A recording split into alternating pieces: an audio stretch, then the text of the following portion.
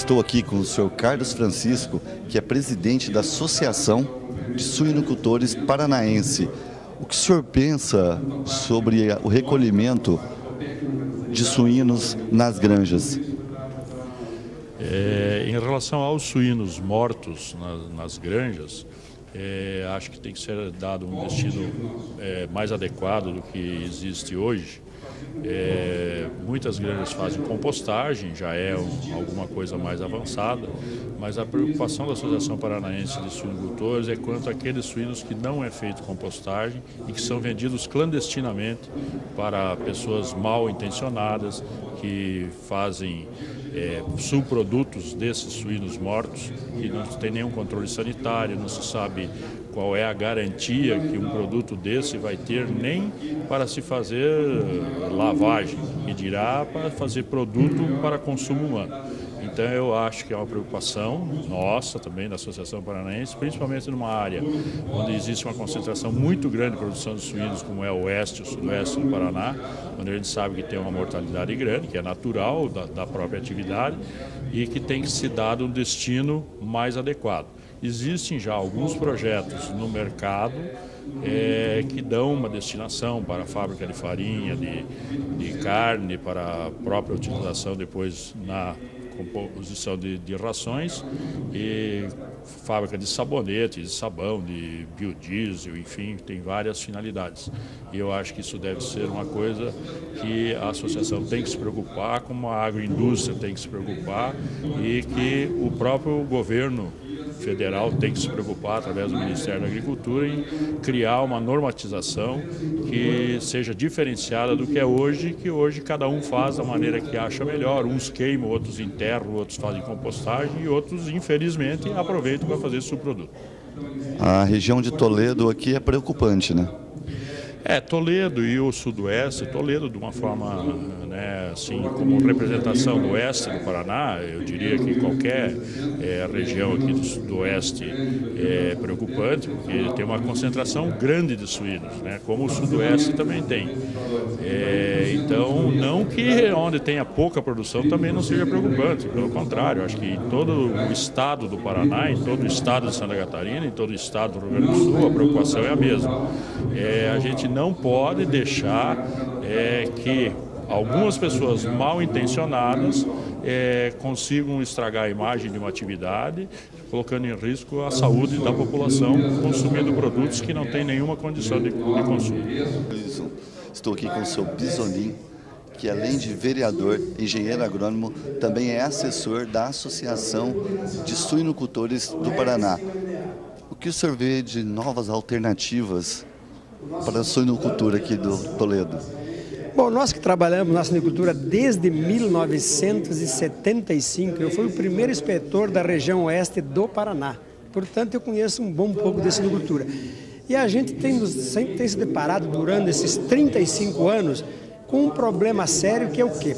Quando morre um animal, o que é que nós vamos fazer? Morre uma matriz de 300 quilos. O que é que nós vamos fazer com essa matriz? Uma vez se jogava no mato, uma vez se enterrava. E hoje nós sabemos que existe tecnologia para utilizar esta matriz, ou esse reprodutor que morreu de 300, 400 quilos, transformando em farinha de carne ou farinha de osso. Então, a grande verdade é que falta a implantar um programa desses aqui para que pudesse, então, eu diria que minimizar o trabalho dos suinocultores, porque é preconizada a compostagem, ou seja, você vai cortar esse animal em diversas partes e vai colocar serragem e vai fazer a compostagem. Mas se tivesse um programa em que permitisse o recolhimento por uma empresa especializada dentro das normas sanitárias, seria muito, eu diria que pouparia grande parte do serviço dos nossos suinocultores, que hoje, vamos lá, que tem uma mortalidade, às vezes morre 2%, 3%, 5%, dependendo da fase de criação. Então, se tivesse um programa desses que sistematicamente passasse alguém recolhendo os animais mortos, eu diria que diminuiria muito o trabalho. De forma de higiene, né? De forma de higiene, de forma principalmente sanitária. O que nós temos que nos preocupar é com a sanidade. Já que o estado do Paraná hoje é o terceiro maior produtor de suínos do Brasil, nós temos que nos preocupar com a sanidade.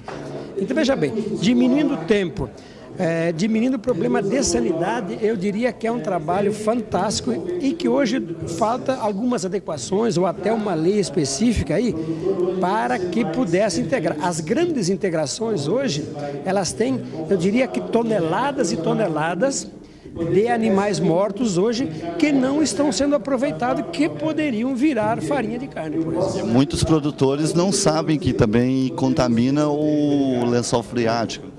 Na verdade, muitos ainda desconhecem, alguns ainda continuam internando, mas já são poucos, porque o pessoal sabe que se não fizer uma adequação correta, ele vai ser multado por um órgão de sanidade ou por um órgão ambiental.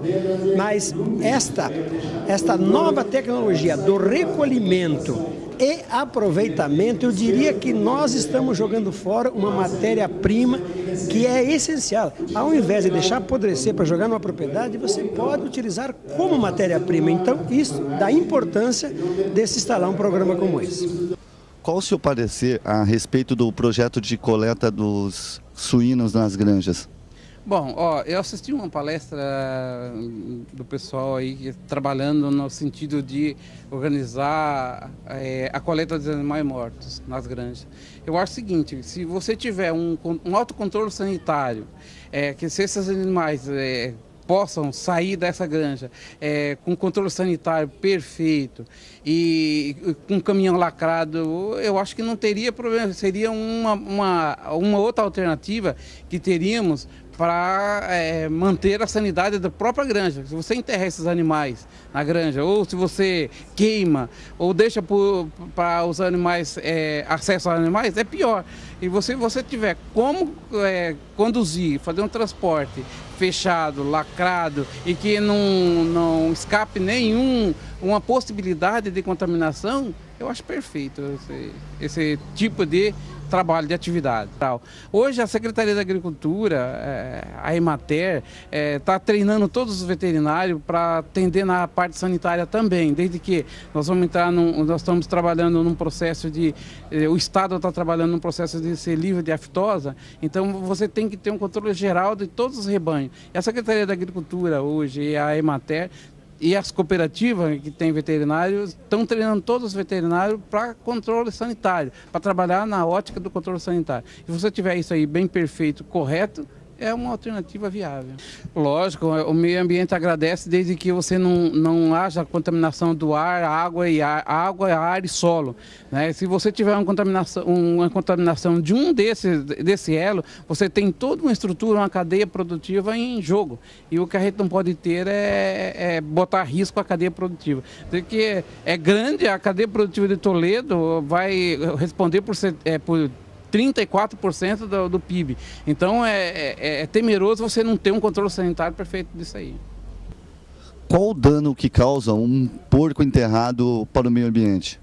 Cara, um porco enterrado no ambiente, ele causa um estrago, um impacto ambiental fabuloso. Primeiro, nas propriedades, os produtores muitas vezes desconhecem as técnicas de você enterrio, né? Hoje você tem que enterrar o animal, você tem que jogar cal, enterrar a uma certa profundidade e ver e proteger, ver se não tem a nascente de água e proteger esse local que foi enterrado também para que não tenha acesso à água, porque a água passando pelo material que está em decomposição vai contaminar o meio ambiente, controlar o solo.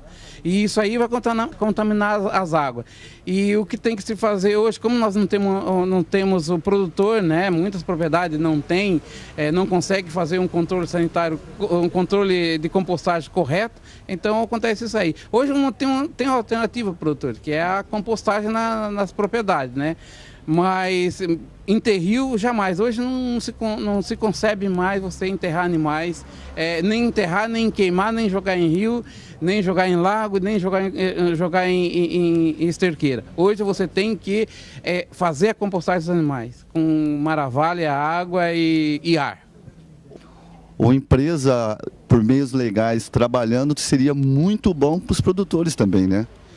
Uma vez que você tem esse controle que a gente disse ali, o controle de transporte desses animais, que ele seja transportado em um caminhão, e transportado em um caminhão e dirigido em um caminhão de uma hora que não tenha tanta probabilidade de acidentes nas estradas aí, ou nas nossos carreadores aí, eu acho perfeito. Não tem, eu acho que se tiver uma legislação pertinente a isso aí, que controle toda a parte sanitária, pode fazer compostagem normal ou pode ser utilizada normal, desde que tenha um controle sanitário desse rebanho.